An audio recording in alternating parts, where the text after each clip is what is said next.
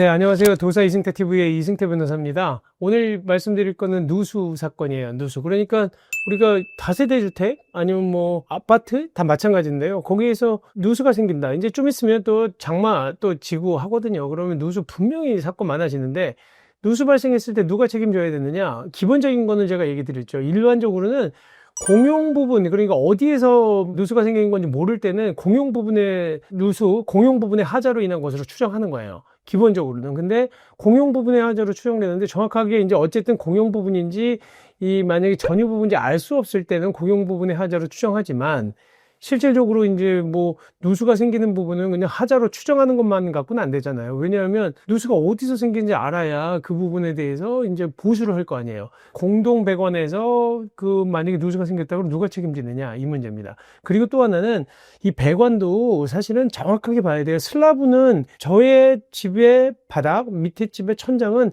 사실은 두 집의 공유입니다.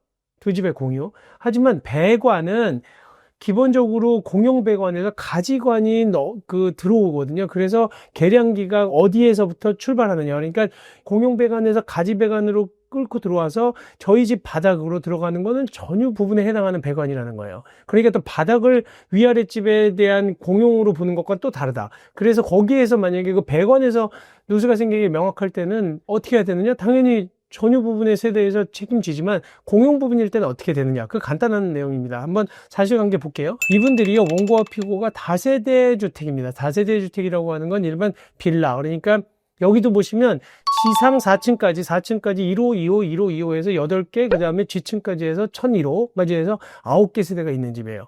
어디서 소송을 했냐면 원고가 지층 101호에 사시는 분이에요. 위에서 물이 똑똑 떨어진다, 이거 배상해달라. 근데 피고를 누구로 잡았냐면 기본적으로 거기 있는 모든 소유자를 상대로 소송을 한 거예요. 이게 왜 그러냐, 이분이 볼 때 이거는 공용 부분에서 누수가 생긴 거다라고 말씀을 하시는 겁니다. 이분은 아예 처음부터 이 누수가 전용 부분, 그러니까 바로 위층, 자기가 지층이니까 뭐 1층 101호다 이렇게 특정한 게 아니에요. 기본적으로 이거는 알아보니까 공용 부분에서 그 누수가 생긴 거다라고 해서 청구를 한 거예요. 그래서 이분이 청구 원인이라는 게 있거든요. 어떤 부분을 청구했느냐, 누수가 발생함에 따라 누수공사비, 자기가 누수 공사한 게 800만 원가량 된다는 겁니다. 그 다음에 확대 피해 복구 공사비, 그러니까 누수 부분에 대한 보수 공사 자기가 급하니까 한 거 말고 확대 피해된 부분들에 대해서 손해가 발생한 부분도 다 자기가 보수공사했기 때문에 보수공사비가 1,600만 원 들었다. 그 다음에 누수 탐지랑 배관 공사하는 부분, 그 부분도 450만 원 들었고, 그 다음에 그 누수 피해 때문에 이 원고 지층에 사시는 분이 임대를 못해서 사용하지 못했잖아요.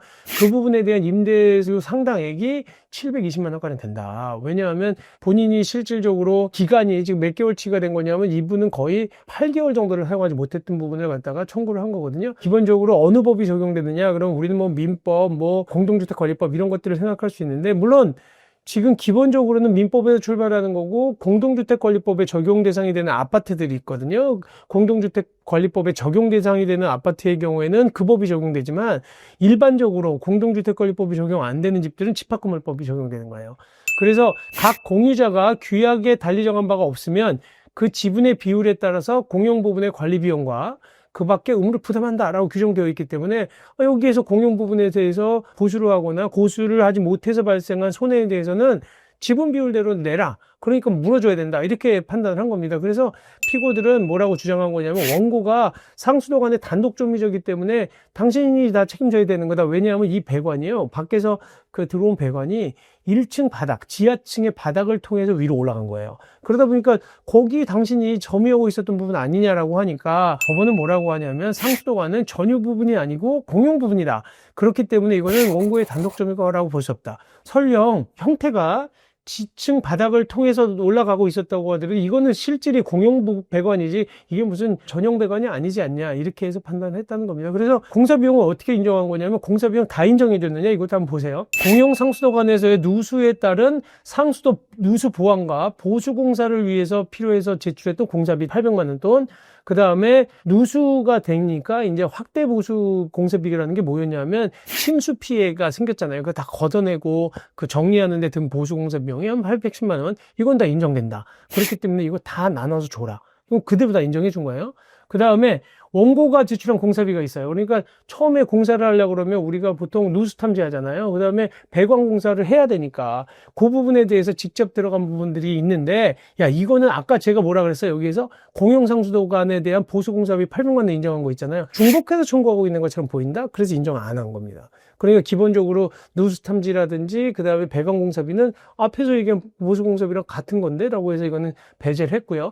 그 다음에 또 하나 유심히 보셔야 될 게 임대료 상당 손해예요. 그러니까 무슨 얘기냐면 원고가 그러니까 기본적으로 1층 부분에 대한 부분을 자기가 임대보증금 1억 5천 그 다음에 월 20만 원으로 임대하고 있었는데 누수가 생기면서 이걸 사용할 수 없게 됐잖아요. 그 부분에 대한 부분에 대해서도 자기 손해니까 전부 다 물어줘야 된다. 나눠서 물어줘야 된다라고 했는데 기본적으로 그것도 맞다. 하지만 그 기간을 그러면 다 인정해 줄 거냐? 그건 아니지 않냐. 그래서 어느 부분만큼만 인정해 주냐면요. 실제 공사 기간이 2달이에요. 실제 보수공사하는 기간, 여러 가지 공사를 하는 기간이 2달이고, 그 다음에 공사 준비하고 청소하고, 그 다음에 임차인 또 다른 사람도 물색하고 하는 그 기간까지 다 보면 3개월 정도 사용하지 못한 거 아니냐. 그러니까 너무 많이 청구해서 7개월치까지 이렇게 청구하면 안 된다. 그러니까 기본적으로 우리가 누수가 났을 때 많이 다툼이 생기는 게 내가 여기 뭐 1년 동안 다툼이 생겨가지고 계속 그 사용하지 않고 있었어요. 그러면 그 손해를 다 누가 배상해 주느냐? 누수에 대한 책임 있는 사람이 다 물어주느냐? 그게 아니라 실질적으로 공사에 필요한 기간, 그다음에 공사를 위해서 준비할 수 있는 기간, 그 청소해야 되는 기간 뭐 요걸 따졌을 때 3개월이면 충분한 것 같다. 앞 전체적으로 한 달 더 준 거예요.